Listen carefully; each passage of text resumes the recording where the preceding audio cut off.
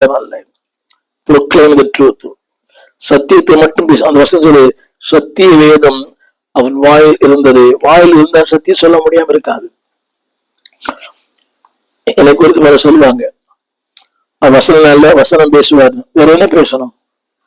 கவனிங்க, சில பேர் வசனம் பேசினா பிடிக்கல. என்ன வசனமா பேசிட்டு இருக்கிறீங்க? சொந்த வீட்டாருக்கே பிடிக்கல, இதுக்கு எடுத்தாலும் வசனமா? வசனம் தான் வாழ்க்கை. வேதம் சொல்கிறது, சத்திய வேதம் அவன் வாயிலிருந்து. He always proclaimed the truth. என முதல் குறிப்பு, the state of mind. மனதில் என்ன இருக்கிறதோ அது வார்த்தையாய் வெளிவரும். என்னை கேட்டுக்கொண்டு வந்து பிள்ளைய, ஒரு மனதில் என்ன இருக்கிறது அதுதான் வார்த்தை. என்னோட துணைபி சொல்லுபவர்கள் அத்தனை இருக்கும். எனக்கு தெரியும் என்பதால் அல்ல, இதை கேட்பவர்களுக்கு தெரியும். ஒரு செய்தியை நான் அன்றைக்கு படித்திருப்பேன், எனக்கு புரிந்திருக்கும், அது என்னை தொட்டிருக்கும். முடிந்த அளவுக்கு எனக்கு தெரிந்த சத்தியத்தை விரும்புகிற மக்களோடு பேசுவேன். சில பேருக்கு சத்தியமே பிடிக்காது. ஊழியர் கூட்டுல பேசுறேன், பைபிளை திறந்து பார்க்கறதே இல்லை. அவங்க அதிமேதாவிகள், தாவீதின் குமாரர்கள், வசனத்தை கொஞ்சம் கூட பார்க்கறது இல்லை.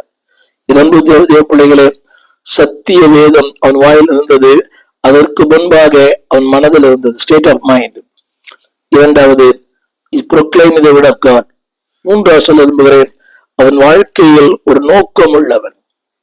நோக்கம் உள்ளவன் அதை சொல்லப்பட்டிருக்கிறது. அவன் உதடுகளில் அநியாயம் இல்லை. இதற்கு நான் கொடுக்கிற வார்த்தை அவாய்டிங் இனிக்விட்டிஸ். அப்படிப்பட்ட மக்களை தவிர்த்து விடுகிறவன்.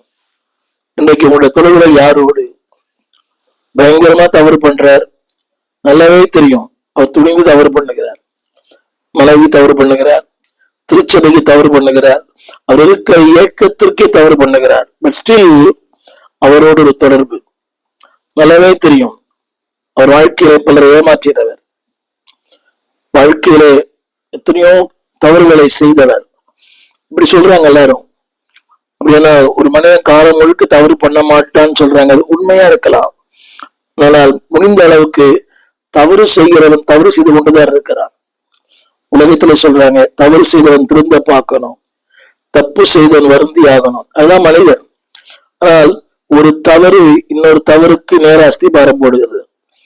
இந்த தவறை செய்த பழையவர்களுக்கு பெரிய காரியமே தெரியாது.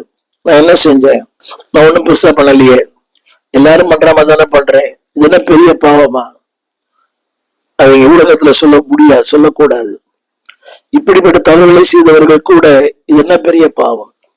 அதை விட பெரிய வேடிக்கை என்னவென்றால், அப்படிப்பட்டவர்களை உலகம் கொண்டாடுகிறது.